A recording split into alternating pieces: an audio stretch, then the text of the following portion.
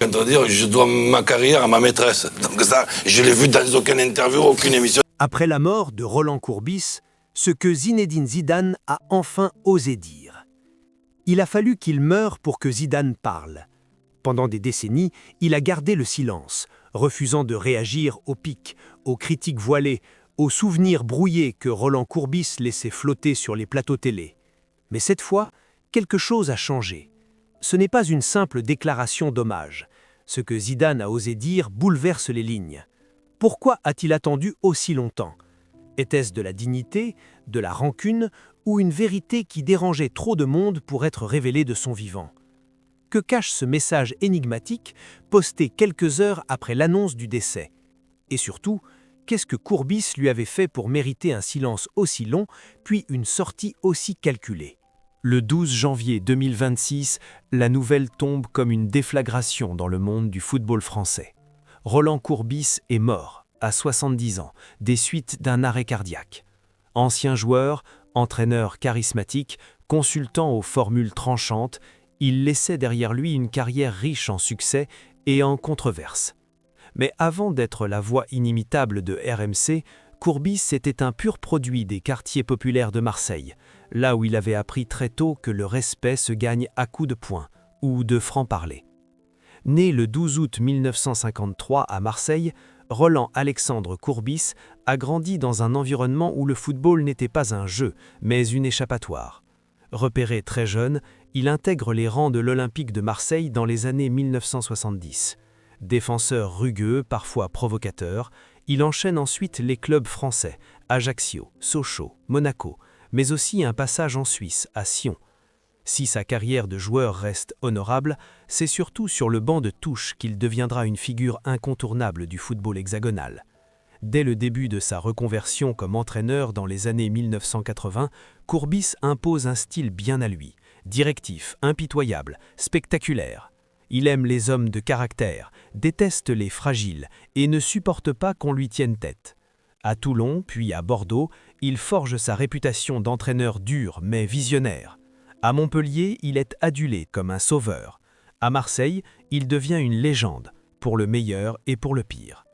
Mais derrière la façade du stratège de terrain, il y avait un homme obsédé par le contrôle, du vestiaire, de la presse, des récits qu'on écrivait sur lui. Courbis avait une mémoire d'éléphant et une rancune tenace. Il n'oubliait jamais ceux qui, selon lui, ne lui avaient pas accordé le crédit qu'il méritait. Et parmi ces silences qu'il trouvait suspectement bruyants, il y avait celui de Zinedine Zidane. Un silence qui durait depuis 30 ans. Zidane, l'enfant de la Castellane comme lui.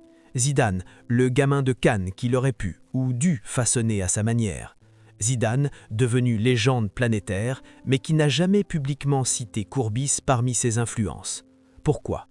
Qu'est-ce qui s'était réellement passé entre ces deux Marseillais au destin si opposé?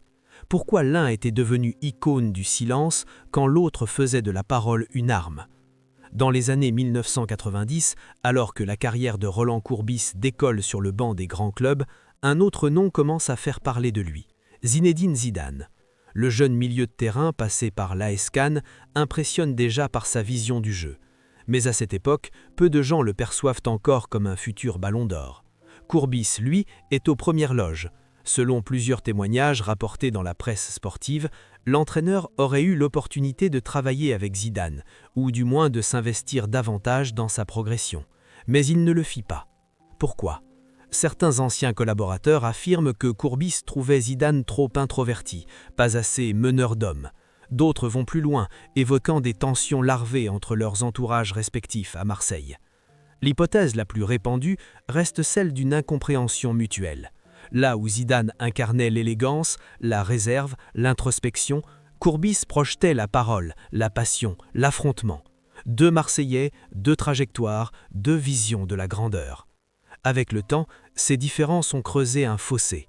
Courbis, propulsé sur le devant de la scène grâce à son franc-parler, devient une star des médias. Son passage à l'Olympique de Marseille de 1999 à 2001 restera l'un des plus marquants. Finale de Coupe UEFA, discours enflammés, mais aussi soupçons de malversation financière qui le poursuivront durant des années. Entre-temps, Zidane éclate à la Juventus, puis devient héros national en 1998 avec le sacre des Bleus au Stade de France. Le contraste est total. Tandis que Zidane grimpe dans le silence, Courbis s'agite dans la tempête.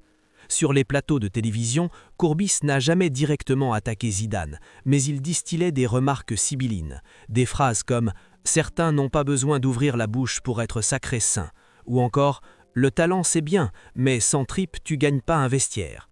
Des propos anodines pour certains, mais qui pour ceux qui connaissaient l'histoire, visaient clairement l'enfant prodige de Marseille.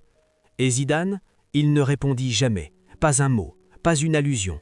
Pendant 25 ans, il a laissé le silence répondre à la place de la polémique. Jusqu'à ce jour de janvier 2026 où tout a changé. Dans une publication sobre, presque froide, Zidane brise enfin cette omerta, un message qui sonne comme une délivrance ou une vérité posthume. Mais était-ce un hommage sincère ou une vérité longtemps contenue que seule la mort a autorisé à sortir ? Derrière ces quelques lignes se cache peut-être l'une des rivalités les plus silencieuses et les plus intimes du football français. Au tournant des années 2000, Roland Courbis est au sommet de sa notoriété. Non seulement pour ses performances sportives, mais aussi pour ce qu'il incarne. Un football à l'ancienne, fait de sueur, de poigne, de voix portées dans les vestiaires. Après avoir marqué les esprits à Bordeaux, puis surtout à l'Olympique de Marseille, il devient une figure incontournable dans le paysage footballistique français. Sa plus grande consécration ? La saison 1998-1999 avec l'OM. Sous sa houlette, le club atteint la finale de la Coupe UEFA, une épopée qui redonne espoir à une ville en quête de grandeur depuis le sacre européen de 1993. Courbis galvanise ses joueurs, crée une ambiance électrique, dramatique même. À chaque conférence de presse, ses formules font mouche. Il ne parle pas, il harangue. Il ne commente pas, il tranche. Il ne construit pas un récit, il en impose un. Dans cette période, les médias ne jurent que par lui. Il est de toutes les unes. RMC, Canal+, TF1, tous veulent son avis, même sur des sujets qui ne le concernent pas directement. Il devient plus qu'un entraîneur, une voix, un totem, un personnage public. Certains le comparent à Bernard Tapie pour son magnétisme verbal, d'autres le redoutent pour ses colères légendaires. Les supporters l'adorent, les dirigeants le redoutent. Il est imprévisible mais efficace. Cette popularité massive lui donne aussi une forme de légitimité autoproclamée. Il commente les choix de sélectionneurs nationaux, s'interroge sur la gestion des clubs rivaux et glisse ici et là des allusions à des joueurs devenus intouchables. Parmi eux, Zidane. Lors d'un passage à la télévision en 2003, un journaliste l'interroge sur le « leadership silencieux de Zidane ». Courbis répond, l'œil rieur, « C'est sûr que quand on est entouré de Deschamps, Blanc ou Thuram, on peut se permettre d'être discret ». Une phrase anodine pour le grand public, mais qui, dans le microcosme du foot, est perçue comme une critique déguisée. Derrière l'humour, une pointe de fiel. À cette époque, Zidane est déjà champion du monde, champion d'Europe, ballon d'or, idole planétaire. Et pourtant, Courbis n'hésite pas à remettre en cause subtilement l'aura qu'il dégage. Pas frontalement, mais par ses micro-remarques qui trahissent une forme de mépris, ou au mieux de scepticisme. Mais pourquoi ce ton ? Pourquoi cette distance glaciale dans ses propos ? Était-ce une simple divergence de caractère, ou y avait-il une histoire plus ancienne, plus personnelle que personne n'osait évoquer ? Tandis que la France encensait Zidane, Courbis semblait vouloir rappeler qu'avant de devenir une légende, ce gamin-là n'avait pas toujours convaincu tout le monde, et surtout, pas lui. Le 13 janvier 2026, 24 heures après l'annonce officielle du décès de Roland Courbis, une publication inattendue apparaît sur le compte X, ex-Twitter, de Zinedine Zidane. Sobre, sans photo, sans émoticône. Un texte court, mais lourd de sens. Certains silences durent une vie. Et puis, il y a ces moments où le silence devient une réponse. J'ai longtemps tu ce que je ressentais, mais aujourd'hui, je peux dire que tout n'a pas été dit ni montré. Repose en paix. Ce message fait l'effet d'un séisme. Les réactions pleuvent. Certains y voient une élégance discrète, un adieu respectueux. D'autres, en revanche, perçoivent d'une attaque froide, presque clinique. Un « je sais, mais je ne dirai rien » qui vaut plus qu'une révélation explicite. Les journalistes s'emparent de la phrase « Tout n'a pas été dit ni montré. Qu'est-ce que Zidane sous-entend? De quoi parle-t-il? D'une injustice passée? D'un épisode jamais raconté entre lui et Courbis? L'émission Téléfoot consacre une édition spéciale à décrypter le poste. Des extraits d'archives refont surface, notamment une séquence oubliée de 1994, un reportage sur l'AS Cannes où Courbis, en off, lance une phrase énigmatique à propos d'un jeune Zidane. C'est un joueur talentueux, mais il devra apprendre à se faire respecter, ou il finira par se taire.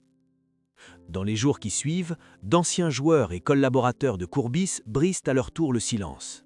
L'un d'eux, sous couvert d'anonymat, déclare dans Le Monde: « Roland n'a jamais supporté que Zidane l'ignore. Il disait toujours « Ce mec-là a grandi dans le même quartier que moi et pas une fois il ne m'a cité. » Un autre, plus frontal, confie « Courbis se sentait trahi. Il avait l'impression d'avoir été effacé de la success story de Zidane. Alors il compensait avec des petites phrases, des sous-entendus. » Mais le plus troublant reste un extrait audio diffusé dans une émission de RMC quelques mois avant la mort de Courbis. On y entend l'ancien entraîneur parler, presque à demi-mot. Le problème avec les types comme Zidane, c'est qu'ils t'oublient quand tu ne sers plus leur légende.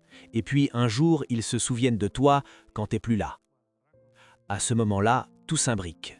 Le message de Zidane n'est peut-être pas un hommage, mais une réponse différée, glaciale, écrite au passé. Une manière de dire « je n'ai pas oublié, mais je ne t'ai pas pardonné non plus ».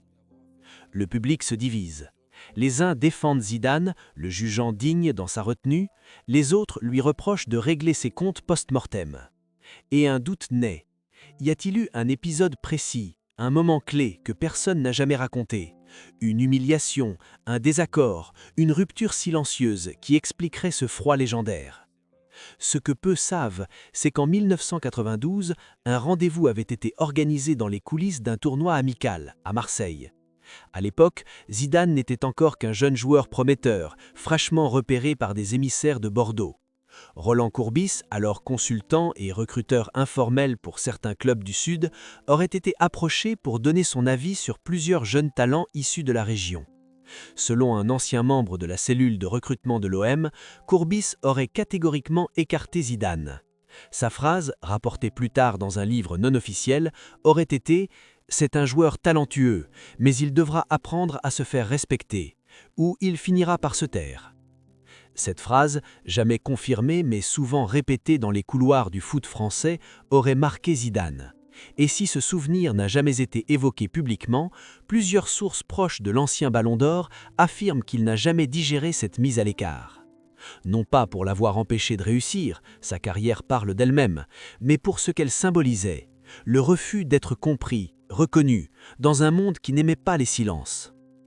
Un autre élément, encore plus troublant, remonte à la Coupe du Monde 1998. Alors que Zidane devient l'icône de tout un peuple, Courbis, interrogé dans l'Humanité, lâche une phrase glaciale. « Il a été bon, c'est vrai, mais on a battu le Brésil sans Ronaldo, faut pas l'oublier. » Certains journalistes y voient une simple analyse tactique, mais d'autres, plus sensibles aux dynamiques cachées, y lisent une nouvelle tentative de minoriser l'impact de Zidane. Pendant 2 décennies, Courbis joue ce double jeu étrange, présent partout, mais jamais aux côtés de Zidane. Il n'est invité à aucune cérémonie commune, jamais vu dans les coulisses des matchs qu'entraîne Zidane, et lorsqu'on lui parle de l'ex-meneur de jeu devenu coach, il répond par des généralités ou des faux compliments. Il évite, il dérive. Mais la vérité, c'est que leur distance n'a jamais été banale. Elle était le fruit d'un contentieux muet, d'un malentendu d'origine, et peut-être aussi d'une blessure d'orgueil que le temps n'a pas su soigner. Pour Zidane, Courbis incarnait ce football rugueux qui l'avait méprisé. Pour Courbis, Zidane était le symbole vivant de sa propre invisibilisation dans l'histoire officielle du foot français. Alors quand Zidane écrit « Tout n'a pas été dit ni montré », ce n'est pas seulement un hommage ambigu, c'est une restitution, une manière de poser les mots sur une fracture ancienne, de rappeler qu'entre les deux, il y eut un lien, puis un silence, et enfin une vérité qu'il ne fallait pas dire trop tôt. Les dernières années de la vie de Roland Courbis sont marquées par un lent effacement. Lui qui avait dominé les plateaux radio, illuminé les micros de son verbe tranchant, devient progressivement une voix de plus en plus absente. Les scandales judiciaires, notamment les affaires de fraude fiscale et de gestion douteuse dans plusieurs clubs, le rattrapent. Même s'il n'est jamais condamné lourdement, la suspicion colle à sa peau. Les invitations médiatiques se font plus rares, les clubs ferment leurs portes et la nouvelle génération de consultants, plus lisses, plus formatés, prend le relais. Dans son cercle privé, Courbis garde le masque. Il continue d'assurer qu'il ne regrette rien, que sa carrière parle pour lui. Mais derrière les sourires de façade, le poids du silence se fait sentir. Son entourage évoque un homme de plus en plus amer, hanté par le sentiment d'avoir été oublié. Il regardait avec agacement les hommages rendus à d'autres figures du football français, alors que son propre nom semblait glisser lentement dans l'ombre. À ses proches, il répétait « Moi, je n'ai pas eu besoin de Zidane pour exister », mais lui, il aurait pu au moins dire merci.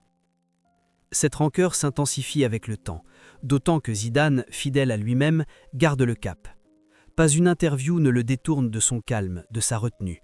Même quand on le pousse à parler des entraîneurs français, il évite les noms, les querelles, les anciens. Et jamais, pas une seule fois, il ne cite Courbis. Ce silence devient alors pour certains le vrai drame de Courbis, ne pas avoir été reconnu par celui qu'il considérait au fond comme son égal en origine, son opposé en destin. En 2025, Courbis connaît un déclin brutal de santé. Une maladie cardiaque chronique l'oblige à limiter ses apparitions publiques. Lors d'une de ses dernières interventions radio, il laisse échapper une phrase étrange. « Quand je ne serai plus là, peut-être que certains comprendront ce que j'ai apporté. » Un aveu d'épuisement? Une provocation posthume? Personne ne sait, mais ceux qui l'écoutent y perçoivent le chant du cygne d'un homme qui pressent sa sortie de scène. Et puis vient janvier 2026. Sa mort est annoncée dans un communiqué bref, sobre. Les hommages sont immédiats, mais souvent convenus. Quelques anciens joueurs saluent sa passion, des journalistes rappellent ses bons mots, mais quelque chose manque, comme un vide. Comme si, même dans la mort, Courbis restait un personnage inconfortable à célébrer. Jusqu'à ce que Zidane parle. Et là, le cours du récit change. Car en rompant le silence, Zidane ne crée pas seulement un événement, il déclenche un malaise. Son message, aussi mystérieux que tranchant, dévise. Certains applaudissent le courage d'un homme qui ose dire « tout n'a pas été dit ». D'autres l'accusent de cruauté froide, de régler ses comptes avec un mort. Les éditorialistes se déchirent, le public s'interroge. Des hashtags s'opposent sur les réseaux sociaux, hashtag respect Courbis, hashtag silence de Zidane, hashtag pourquoi maintenant. Dans l'intimité de sa famille, ces mots de Zidane résonnent comme une claque. Un proche de Courbis confie anonymement « Il a attendu que Roland ne puisse plus répondre, c'est facile après ». D'autres contraires y voient un acte de vérité. Zidane a simplement dit ce que tout le monde pensait tout bas. Mais au fond, cette dernière passe d'armes, aussi feutrée soit-elle, révèle la vraie nature de leur relation. Un dialogue impossible, miné par le non-dit, l'orgueil, la frustration. Deux figures marseillaises, deux visions du monde, deux langages inconciliables. Et une question laissée en suspens. Si Courbis avait tendu la main, Zidane l'aurait-il saisi? Ou bien était-il déjà trop tard dès le début pour que ces deux hommes parlent la même langue?